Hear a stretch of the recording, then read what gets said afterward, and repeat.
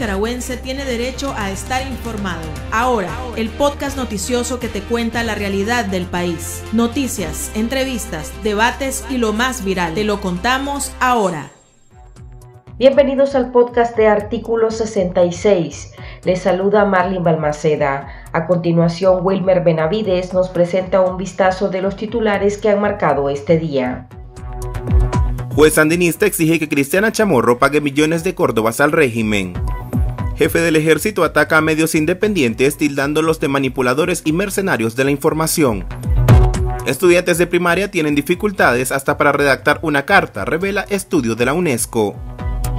Iniciamos el podcast ahora, correspondiente a este martes 22 de marzo de 2022.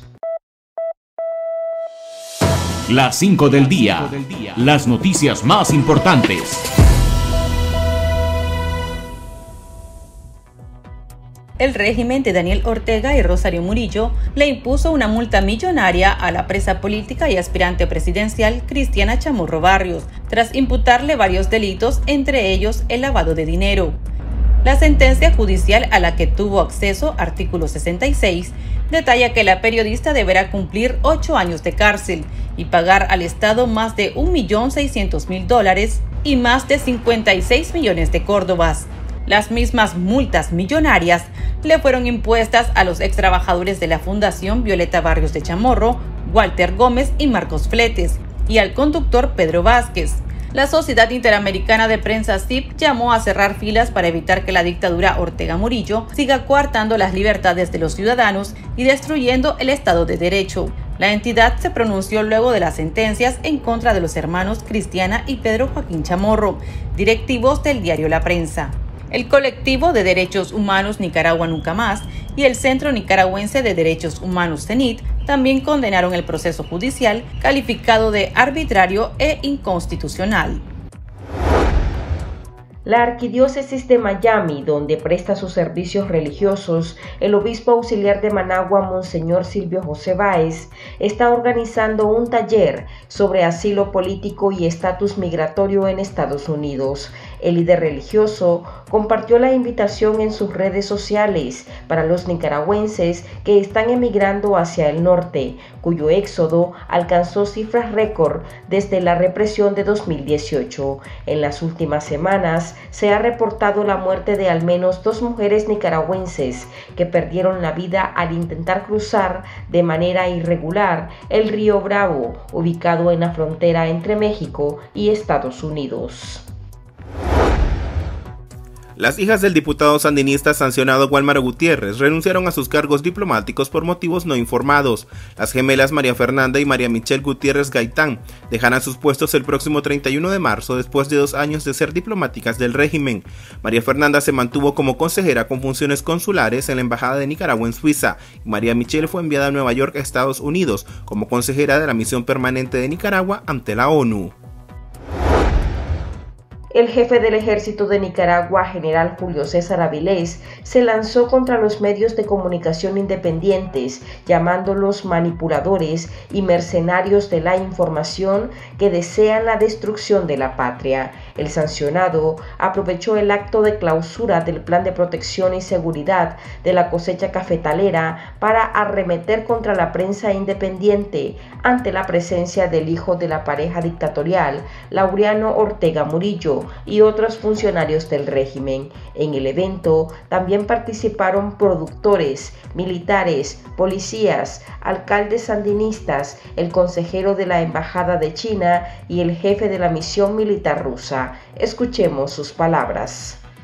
Y reiteramos nuestra firme disposición de seguir trabajando sin reserva junto a ustedes, a pesar de señalamientos malintencionados, sin fundamentos, faltos de ética y manipuladores de algunos pocos mercenarios de la información y hacedores de opinión que solo desean el caos y la destrucción de la patria. El Ministerio de Salud MINSA informó que en los últimos 7 días registraron 75 pacientes contagiados por COVID-19, lo que representa una disminución de casos. A su vez, el MINSA insiste en que en Nicaragua solo una persona fallece a la semana a causa de la enfermedad. Con estos datos, el país acumula más de 18.300 casos confirmados y 229 decesos en 2 años. Según médicos independientes, el MINSA podría ocultar miles de muertes y contagios. El independiente Observatorio Ciudadano señala que más de 5.000 personas han fallecido por neumonía o sospechas por COVID-19 y más de 32.000 nicaragüenses se han contagiado. El Pulso. Le medimos el ritmo a la realidad.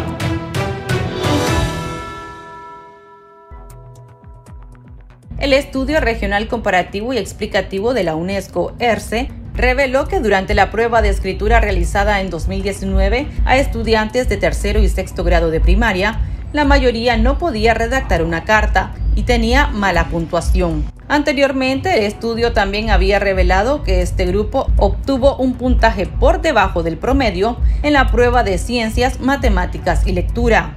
En la medición participaron estudiantes de Argentina, Brasil, Colombia, Costa Rica, Cuba, Ecuador, El Salvador, Guatemala, Honduras, México, entre otros países. Conversamos sobre el tema con el doctor Jairo Flores, docente investigador en educación. Profesor, ¿qué significa que un estudiante de primaria tenga dificultades para redactar una carta? Según el estudio, estos estudiantes deben mejorar en propósito y género sobre el que se les solicita escribir. ¿Qué significa esto? Si 8 de cada 10 estudiantes tienen dificultades para escribir una carta, esto significa que ellos no han alcanzado las competencias necesarias en escritura, en redacción y en ortografía básica. Cuando un estudiante falla en la elaboración de un escrito, se debe por lo general a varios factores. Voy a mencionar algunos. El primero puede ser causas pedagógicas. Esto tiene que ver con las estrategias, metodologías, forma de evaluación y efectividad de la enseñanza que ofrece el docente, que junto con el currículo nacional tiene la obligación de dotar al estudiantado para que pueda escribir coherentemente, usando ideas claras y con una narrativa escrita consistente con el nivel de estudio que posee el estudiante. Otro factor es la incapacidad que tienen los estudiantes para generar ideas, para organizarlas coherentemente y escribirlas, utilizando correctamente las reglas gramaticales, ocasionando este tipo de resultados que dio a conocer hace poco la UNESCO. Aunque existen otras causas como disgrafía, disortografía, apatía de la escritura, problemas que puedan tener los estudiantes, no se puede expresar que todos tengan ese problema. La situación va más allá. Resultaría interesante indagar por medio de investigaciones qué tanto lee el estudiante, cuántos libros lee en un año académico, cuántos ensayos escribe en las diferentes asignaturas. Con ese sencillo diagnóstico se pueden comprobar que es una situación muy sentida en todo el país en base a los resultados que ofrezca. Ahora, ¿cómo se interpretan esos datos? ¿Ha bajado la calidad educativa o se ha quedado estancada? La principal forma de interpretar estos datos que el ERCE ha ofrecido es primeramente reconociendo la debilidad que se posee en esta importantísima disciplina como lengua y literatura, observando cuáles son los factores que han afectado y que ocasionaron ese rendimiento bajísimo. Estamos hablando de 8 de cada 10 estudiantes tienen ese problema, es bajísimo. Y mejorar conscientemente el enfoque que se le está dando a la asignatura. La calidad educativa que se escribe o se pronuncia muy a menudo debe estar acompañada con acciones que garanticen una mejora sistemática de las fallas que estudios como las de la UNESCO han realizado. Se tiene que garantizar que los egresados de los diferentes subsistemas educativos puedan hacer cartas de solicitudes laborales, de cartas familiares, que redacten coherentemente ensayos e informes, que lean por lo menos 5 libros al año, pero sobre todo que se potencie la labor magisterial desde las aulas de clase. La calidad no se consigue con decreto, esto lo he dicho muy a menudo, se consigue si toda la comunidad educativa hace su parte. El docente enseña con calidad, el estudiante corresponde a esa enseñanza, el padre de familia apoya a sus hijos y también al docente y al personal administrativo de los colegios. Y sobre todo que los encargados de la educación nacional no permitan la promoción automática que tanto daño hace a los jóvenes hoy en día. Si no se realiza un trabajo profundo en esos detalles, tendremos a futuro los mismos o peores resultados que el que actualmente está dando el ERCE. Por lo tanto, para corresponder a la sugerencia que da la UNESCO sobre esta realidad, un buen plan educativo debe contener objetivos claros y concretos, que a corto y largo plazo den los resultados esperados. Anteriormente, el ERCE de la UNESCO instó a Nicaragua a desarrollar un plan educativo para mejorar estas deficiencias. ¿Qué debería de incluir este plan, profesor? Por ejemplo, dentro de un plan educativo para mejorar estos problemas que dio a conocer la UNESCO a través del ERCE, se puede crear un programa nacional de lectura obligatoria para el estudiantado. También se puede dotar de bibliografía actualizada a los centros de estudio que favorezca la lectura de los estudiantes. Hay que hacer una mayor inversión al sector educativo. Se puede impulsar procesos pedagógicos que incidan en la correcta escritura y redacción de los escritos. Todo esto enfocado en el mundo laboral y cambiante que tenemos. Para eso se hace indispensable realizar investigaciones educativas. Hay que mejorar el currículo nacional para que éste contenga formas de mejorar esta y otras dificultades existentes en materia educativa, garantizando métodos, contenidos, formas de evaluación y resultados concretos que realcen al estudiante pensante, al estudiante autónomo, al estudiante que opina y al que desea erradicar su dificultad cognitiva. Muchas gracias, profesor, muy amable.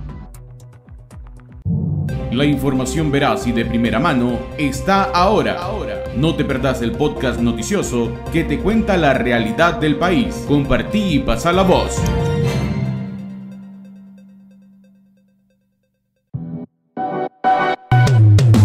Tendencias, la viralidad de las redes sociales.